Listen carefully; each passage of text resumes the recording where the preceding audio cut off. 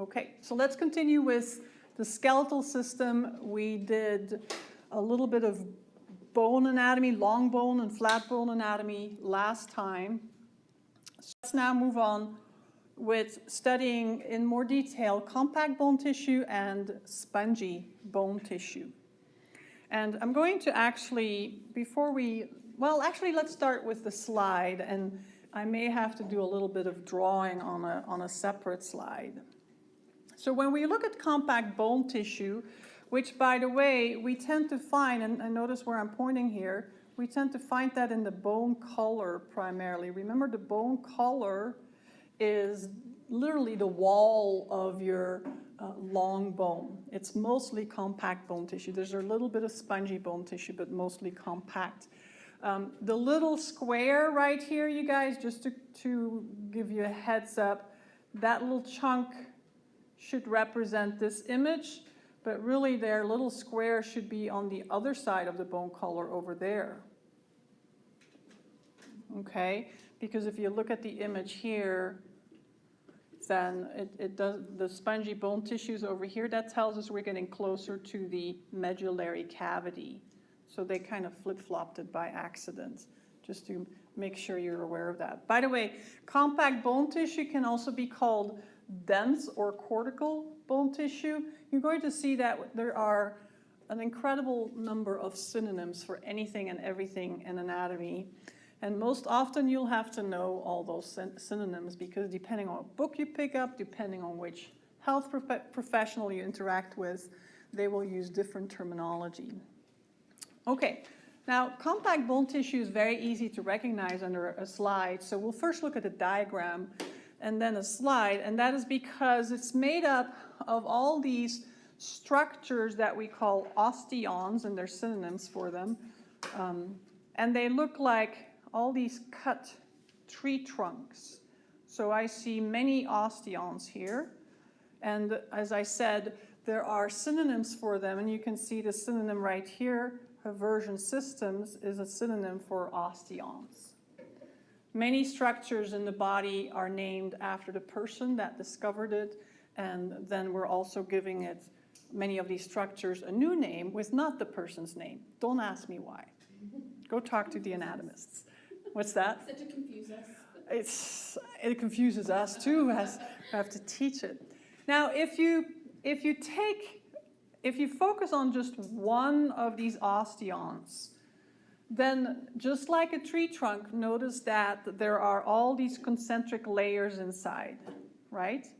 And each one of these layers inside of an osteon you call a lamella. So let me see if I can blow this up a little bit. So if we blow this up like so, and I use a pen, then this is a lamella, the one that I'm putting little stripes in now. And then here's another lamella, and so on. You guys follow that? So these are layers, lamella or layer, lamellae, layers. Let me use the other color here. And they occur in these concentric configurations, meaning you have a circle within a circle within a circle within a circle, and that forms the osteon. In the very center of an osteon, you're going to have a good-sized canal, and in that canal are all these vessels, blood vessels, artery and veins, as well as lymphatic and nerve vessels. Remember, your bone tissue is very vascularized. It's innervated. It's even drained by the lymphatic system. Now, that canal, we're going to also give a name. Since this whole structure, what is the whole structure called, circled in the black? What is that called? An osteon. So we can call this an osteonic canal. It has many synonyms. Here we go. What is the other name for the osteon? For the osteon? Haversian canal, so a Haversian system, so we can call it a Haversian canal. I'm going to abbreviate. And as Daniel just said, yet a third synonym, because of its location, we can call it a central canal as well. Crazy, huh? So all the same name for the same canal. Now you can see these canals continuing down the length of these haversian systems or osteons, and they run nicely through the center. But notice that there are also canals, again filled with blood vessels, nerve vessels, and lymphatic vessels, that run transversely through the compact bone. You can see them really well where I'm pointing now.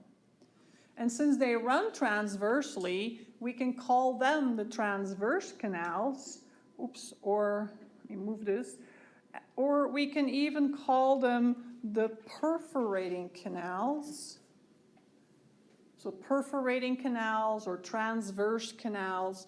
And there is, of course, a third synonym after the person that discovered them, and that is Volkmann's canals.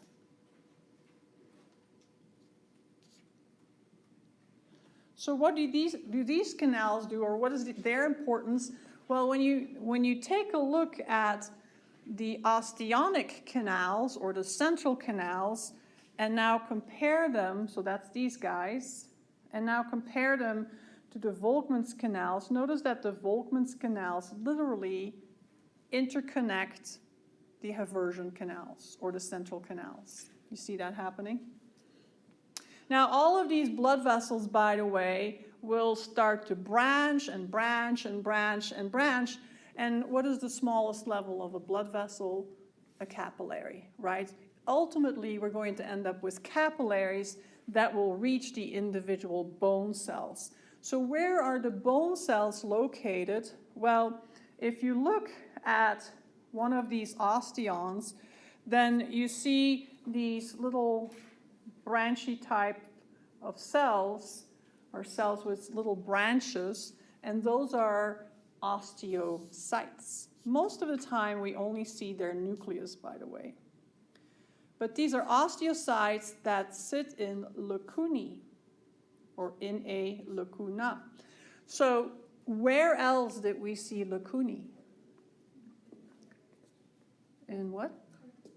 In cartilage tissue, right? All cartilage cells sit in lacunae.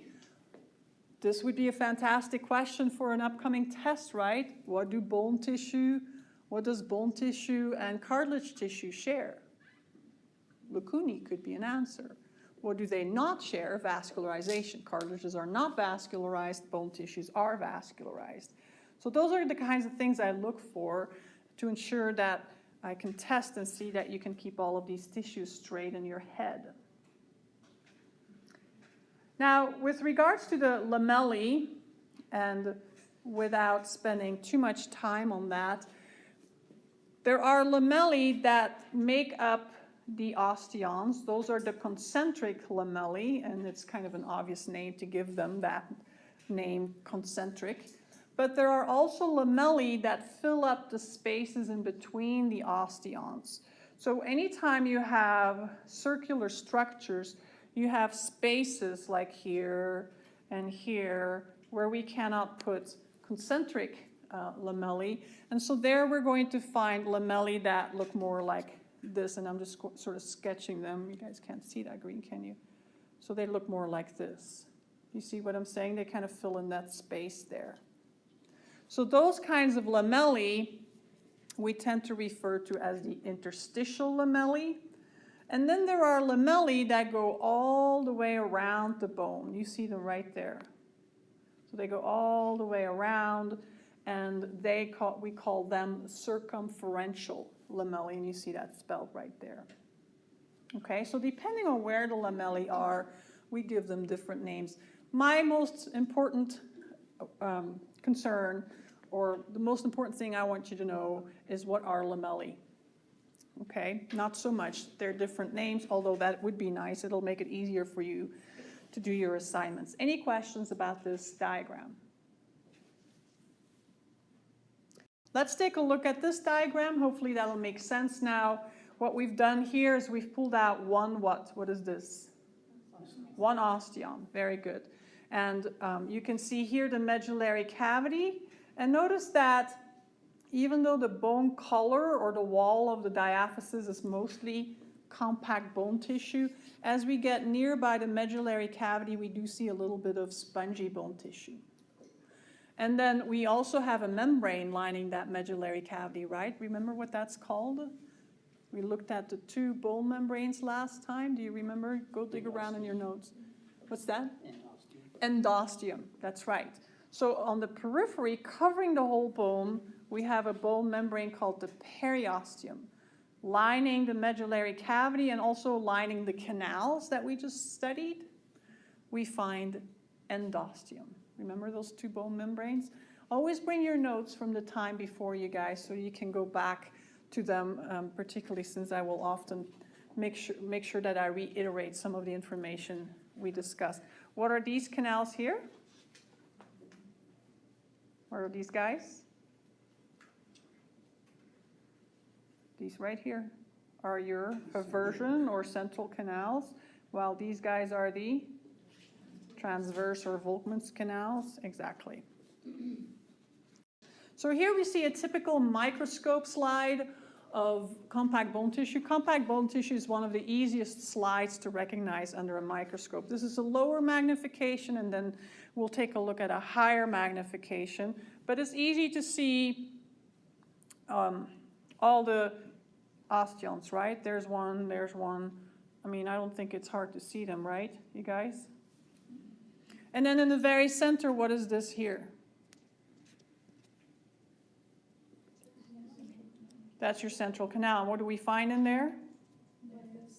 Blood vessels, lymphatic vessels, and nerve vessels. Very good.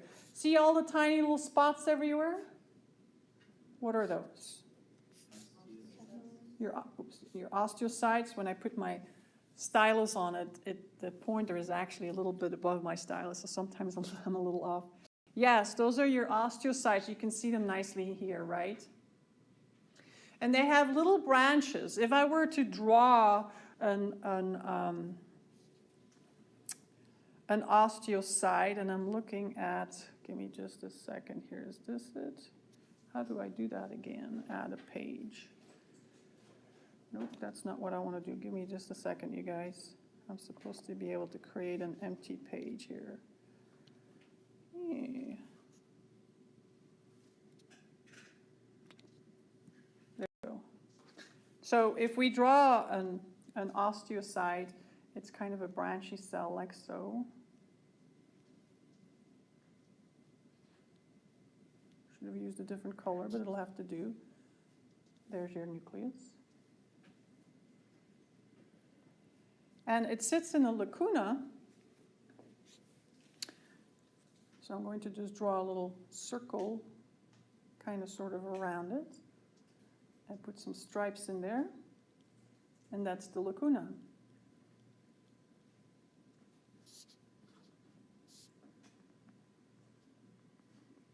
You guys with me there?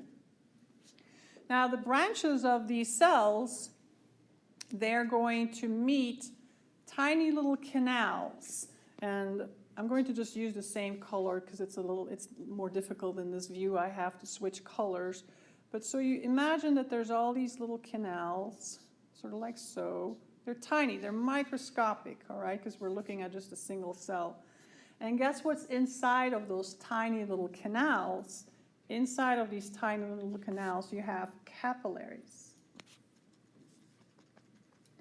And it's these capillaries that nourish the osteocytes and collect the wastes. Now, of course, we need to give these little canals a name. And a little canal in Latin is canaliculus. So you spell canal, and then you add iculus at the end. What would be the plural version? Canaliculi, okay? There's a U here and a U there. Maybe a little hard for you guys to read. But so that's how these osteocytes are nourished and taken care of. Where do these capillaries come from? They're branches and branches and branches of the bigger vessels inside of the haversion canals and the transverse canals, right? Okay, let's go back to this mode. So that's compact bone tissue. Any questions about the compact bone tissue? Yes, Daniel. Where is the blood entering the bone? Good question.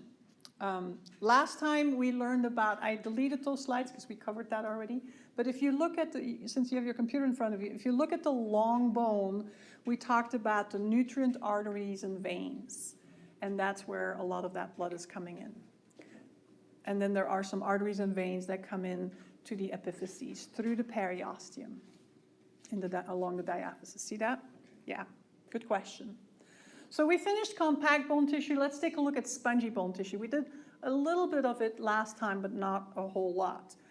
Now, spongy bone tissue is most commonly found in the epiphyses. Remember, the epiphyses are the ends of long bones.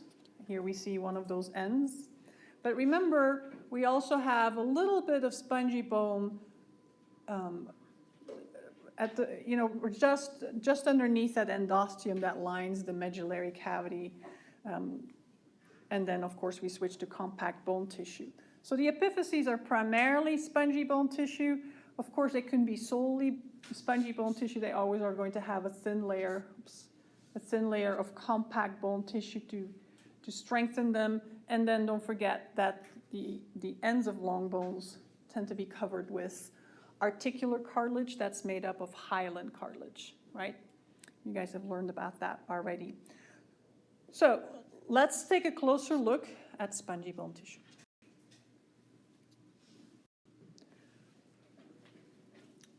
So spongy bone tissue is full of holes, and these holes are created because of the bone tissue being arranged into these struts or beams. So here's one of these struts and here's one of these beams. I mean, whatever you want to call these.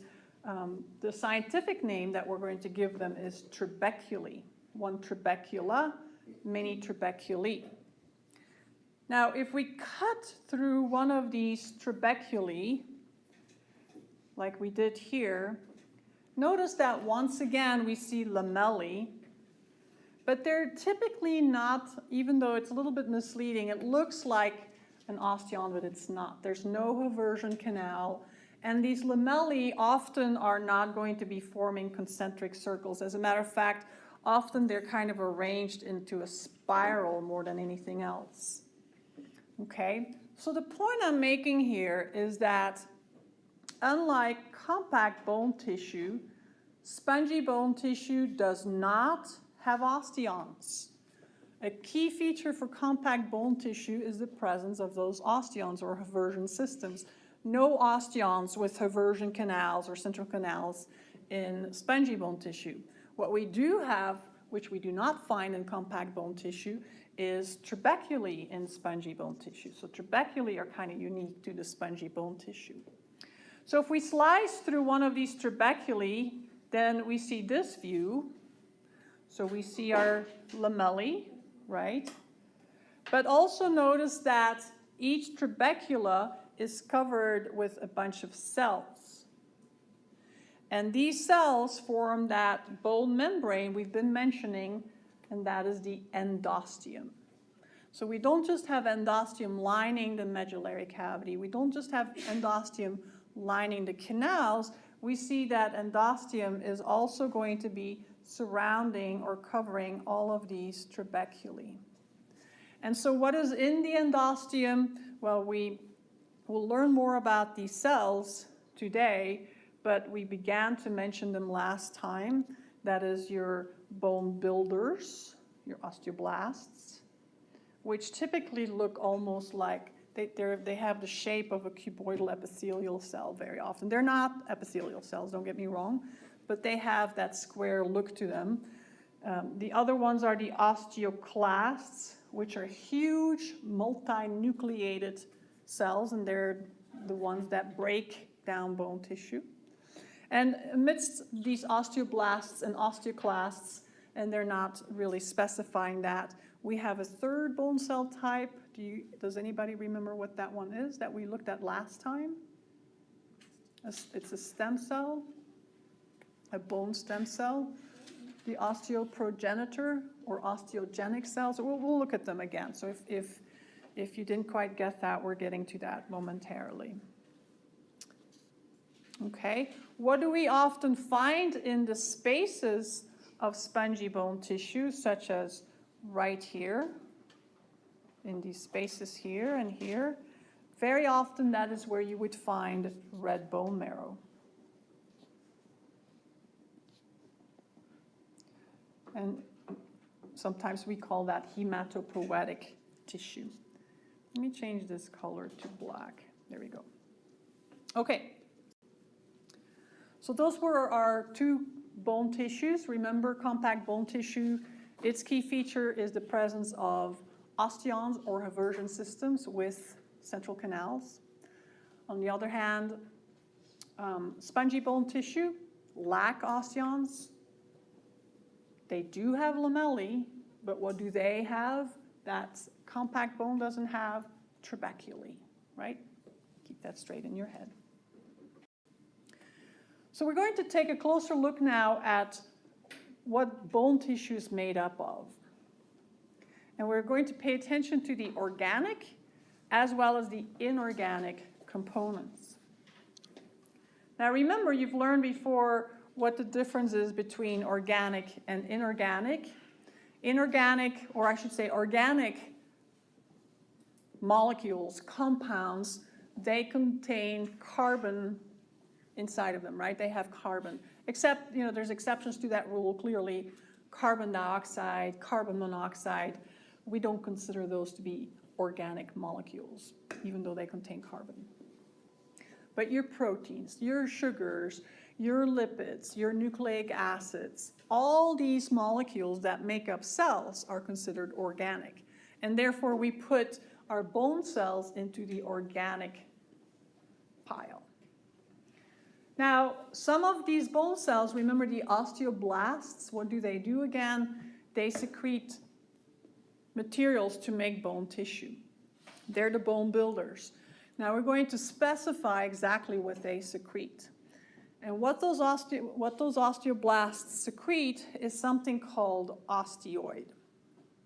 And be sure you really know the definition of osteoid, because we're going to be throwing that term around left and right next time. So osteoid is bone tissue's matrix, but not just that. There's a little bit more to the definition. All of you know by now what matrix is, right? Because bone tissue is a connective tissue, so it's going to have a matrix, which is the extracellular material. But the secretion that these osteoblasts make is not mineralized. And so osteoid is an unmineralized version of the bone matrix. And so pretty much the goopy gooey stuff, all those proteins and sugars, and then a bunch of collagen fibers. Lots and lots of collagen fibers in bone tissue, lots of them. So the osteoid, the bone cells, form the organic component of bone tissue. And so all of those minerals are the inorganic material. And of course, the most important minerals are your calcium and phosphate. I shouldn't say the most important, the most predominant. I shouldn't say most important at all. The most predominant are the calcium and the phosphate ions, and we'll take a look at what we call those in just a moment. Everybody clear on what we mean by osteoid? So if I were to ask you to define osteoid for me, you would have to give me a definition like it is unmineralized bone matrix, or it's extracellular material in bone tissue that is not mineralized yet, something along those lines. Okay? Which means, and if I asked you, well, explain what we find in it, you would have to say it's the ground substance plus the collagen fibers, but no minerals. That's very important for you to be aware of. So to expand a little bit on the minerals and the strength of bone tissue, because the minerals, of course, contribute to the strength, it's actually really hard to break bone or to make it crack or fracture. We can compare it to steel, and we'll do that in the next slide. It's really hard to push on bone and make it break, and it's really hard to pull on bone and make it break. And a lot of that has to do with the amount of minerals present. Notice that 65% of the bone is made up of minerals, And 65%, by the way, is about 2/3. 66% would be 2/3. So that's a lot. So the rest, 1/3, is what? If 2/3 is, what's that? Organic, right? Which is bone cells and osteoid. Now notice that we have all kinds of minerals, but the calcium and the phosphate ions, they get together and they form these crystals that we call hydroxyapatites. Hydroxyapatites. So hydroxyapatites are the calcium phosphate crystals that form in our bone tissue, and they are primarily responsible for the hardness of the bone. So as I said, we tend to compare bone tissue to steel. It's half as strong as steel when it comes to resisting compression. You'll see in your assignment questions, there's a lot of questions, well, it depends on which ones you pull, but that talk about tensile strength of bone tissue, tensile strength or tensile strength. And what that refers to is the fact that it's very difficult to break bone by pulling on it. Bear in mind too that your minerals persist after we die, so even when we're dead, there's still lots of evidence of who we were, even from people of millions of years ago. And so it gives us a lot of information, these minerals, about history.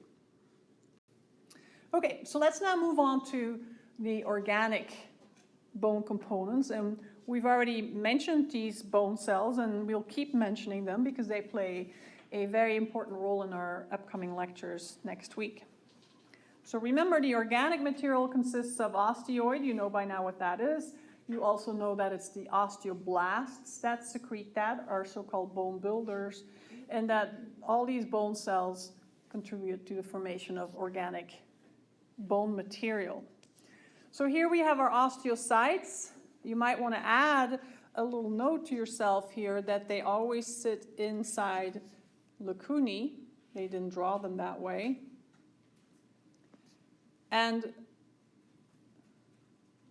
they are really the only bone tissues, bone cells that are within the actual bone tissue. They are totally surrounded by other osteocytes and the minerals. While the other cells tend to be more present in the bone membrane, so not in the bone tissue. They're present, all of them are present in the bone organ, but really the osteocytes are present inside of the bone tissue. So the osteoblasts, they're the ones that secrete the osteoid. Notice that they do look a little bit cuboidal, see that? And we'll skip for a second the osteogenic cell, and the osteoclasts are your bone breaker downers. That's a very scientific way of saying that, right? They break down bone tissue. We'll look at them one more time in just a moment. And then there are the bone stem cells, which we can call osteogenic or osteoprogenitor. And I'll show you the synonym for that in just a moment. But if you listen to the term osteogenic, what does it literally say? Making of bone, creation of bone, right? As in osteogenesis. Yes. And where do we find the osteoblasts, osteogenic, and osteoclasts? Where? In the periosteum and in the endosteum, right? So in those bone membranes, and more specifically in that cellular layer of the periosteum, which we call the osteogenic layer. We looked at that last time. Your periosteum, which covers the diaphysis, has an external layer that's primarily fibrous, and then an internal layer that actually touches the compact bone tissue, which is made up of these cells called the osteogenic layer. There you see that term again, osteogenic. So let's take a look at the differentiation pathway of these different bone cells. Remember, bone tissue is a type of connective tissue, and therefore, just like any other connective tissue, where do the bone tissues arise from, or from what kind of cells? They're all going to arise from mesenchyme cells. And of course, an embryo has literally mesenchyme tissue, meaning lots and lots of mesenchyme cells put together to form a mesenchyme tissue. But even within our body, remember, as born and as grown up human beings, we have mesenchyme cells. And notice the differentiation pathway. So mesenchyme cells give rise to all of these bone cells we've just discussed. Notice that now I use the term osteoprogenitor cells. That's the same thing as the osteogenic cells. Synonym. Osteogenic or osteoprogenitor cells, same thing. So if we take a look at the left-hand side of our differentiation pathway, notice that our osteoprogenitor cells are the ones that are going to be responsible for differentiating further into osteoblasts, which then become osteocytes. Notice that the osteoclasts have a totally different route. They actually, we think, are formed by the stem cell that also gives rise to all of our blood cells. Remember, the hematopoietic stem cell gave rise to white blood cells, red blood cells, platelets, and we think it gives rise to osteoclasts as well. These osteoclasts are very much like macrophages, and macrophages are literally white blood cells that left the bloodstream. Have any of you ever heard of a white blood cell called a monocyte? If not, don't worry about it. But there are white blood cells that are quite big, called monocytes, and when they leave the bloodstream and enter into the connective tissues, they change a little bit and become a macrophage, a voracious eater. Remember, macrophages devour all kinds of pathogens.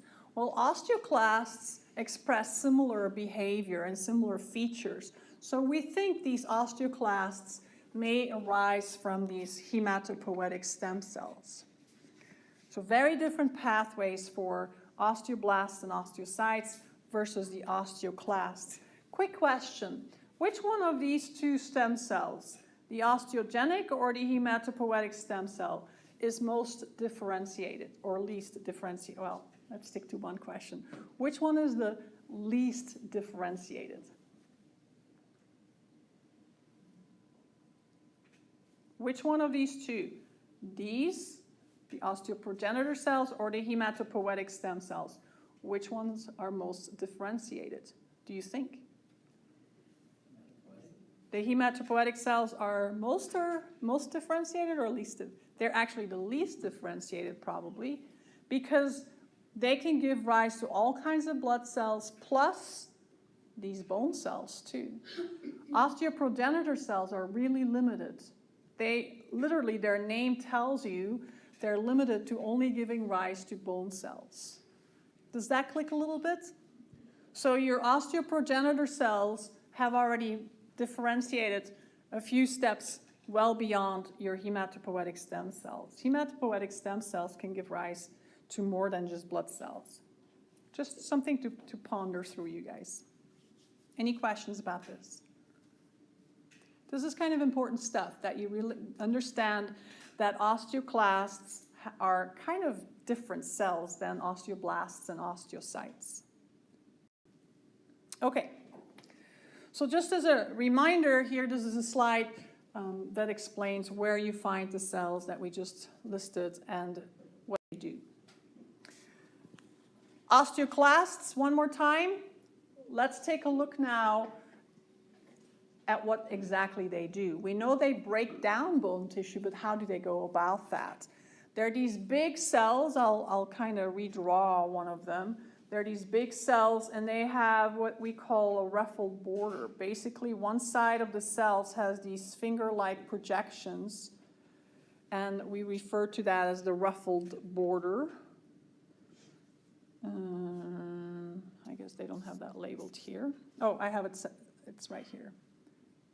So I'll just do a pointer like so. And what we find inside of that ruffled border is a protein called actin. you're going to hear a lot about actin, especially in the muscular system, because this is what we call a contractile protein. What does that mean, contractile? Has something to do with contracting, right? So these little fingers that you see here, the so-called ruffled border, actually think of them as fingers with which this big multinucleated osteoclast grabs onto the bone tissue. Because these actin proteins can kind of change the shape of those fingers. Those fingers can go like our fingers do, grab onto something. And so they can sit there, these osteoclasts, and do their thing. And what is their thing? Their thing is to break down bone tissue. And how do they do that? Well, they do it in two ways. They secrete enzymes, and they secrete acids. Now, what would the acids do, you think? Yes, they're going to break down the minerals, right? The acids are going to take care of taking apart those hydroxyapatites. Remember, the hydroxyapatites are those calcium phosphate crystals. Now, why would we want osteoclasts to take apart these hydroxyapatites? What would be a scenario that would be an example for why this should occur? Reuse. Reuse of what? Of those elements. Of calcium and phosphate, yes, exactly. And what would be an example of why we would want to do that? Make new bone. To make new bone maybe somewhere else, yes. Yeah, okay.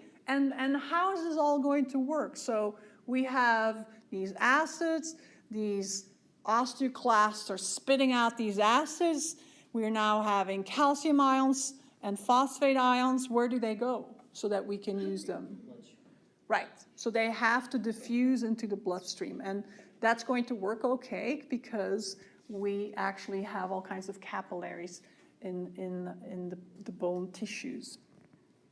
So yes, and then the enzymes are always going to take care of the organic component, that is the cells, the collagen fibers, the ground substance, all right? So for instance, if our calcium levels in our blood are too low, then we would maybe send a signal to the osteoclasts and tell them, hey, munch on a little bit of bone tissue because we need to rise those levels of calcium in the bloodstream.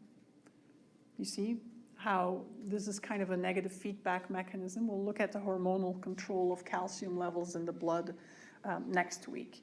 But there are going to be constant signals between these osteoblasts and osteoclasts and your endocrine system to maintain calcium levels in the blood. Any other questions? We're a little bit ahead of the other class, but that's okay. The little holes in the trabeculae, what causes that? Is it the osteoclast or is it? Oh, just during I see. Good formation? question. So the question is, what the little holes in the spongy bone tissue? How do they get there? Yes. As a matter of fact, this kind of leads to what we're going to do next. We're going to learn how bone is formed, and a lot of our discussion is going to revolve not just about how is bone deposited, how is it resorbed, which is what we just discussed with the osteoclasts, but also the osteoclasts' role very often is to shape a bone, just like they shape the trabeculae. Yes. So, and we'll see how that happens. Any other questions? Yes? So say like when, for kids, when their bones are growing, would that be something with the acid, like to rebuild it? Or? No, we're going to look at the lengthening of bone tissue. And that's where that growth plate, the epiphyseal plate, is going to play a very important role. And we will look at that. So you'll get that question answered. Yes. But you should always bear in mind that osteoblasts and osteoclasts are constantly busy in your body now, when you were a little baby, way back into the fetus, and even as you grow old. They're always busy doing stuff. And there's always some form of shaping bone tissue going on. Okay, so what's coming next is something called ossification, and what you see on the screen right now is saying intramembranous ossification. But before we go to the specific type of ossification, let me just kind of get you set up for what's to come. So from this point forward and into next week, and at the next Wednesday we'll wrap up this chapter, we're going to primarily focus on how our skeletal system is formed in the fetus. Then we're going to take a look at how we grow, not just lengthwise, but our bones also have to thicken as we grow. Otherwise, we'd have these long, spindly bones. Then we'll also take a look at what happens to our bones when we're your age, and then when we're getting older. Like I am in menopause, I'm losing estrogen, and so there are changes happening to my bone density. As a matter of fact, osteoclasts are starting to be a bit more active than those osteoblasts. So we're going to look at all these different phases in our lives. And it's really important for you to always bear in mind, where are we? Are we talking about the fetus right now? Are we talking about a growing child right now? Where are we? So that you can really understand what's going on. Even though many of the phases that we're going to be studying kind of seem the same from time period to time period in our lives. They're all very related. So we might as well get started with this. And we'll start with what's happening in the fetus. In the fetus, we're going to see that there are two different ways in which bones are formed. The majority of our bones are going to be formed by starting from a piece of hyaline cartilage. So for instance, imagine this tiny little fetus that's growing in the mother's womb. That tiny little fetus will start to develop little chunks of cartilage, let's say where the humerus or where the ulna and the radius, where the fingers need to form. And initially it just remains cartilage, and the cartilage cells divide, and that's how the whole structure gets longer and bigger in general. And then there comes a point, somewhere around the 6th or 8th week into pregnancy, often when we don't even know we're pregnant. And blood is triggered to move into this little piece of cartilage. And that's when everything changes. When blood manages to invade that piece of cartilage, we're going to see that little by little, that cartilage piece, maybe there was like a little stump in that fetus, that was a little model, cartilage model to build our bone model on. That little piece of cartilage, that model of cartilage, is going to start falling apart. All the cartilage cells begin to die, and little by little, we start to see that these osteoblasts start to deposit osteoid. And exactly how that happens, we will talk about. So that's the way the majority of our bones are formed in the fetus. We start with what? We start with a little piece of hyaline cartilage. And so because of that, we refer to that form of ossification meaning the making of bone.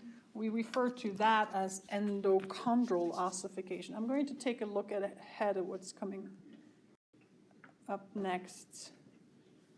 Yes, so we have it here on this slide. So you see it spelled right there. And notice the word endochondral. What does that word literally say? Say, inside cartilage, right? So this is the most common way in which we build bones as a fetus. The other method of ossification is called intramembranous ossification. Intra means what? Inside as well. Endo, intra mean the same thing.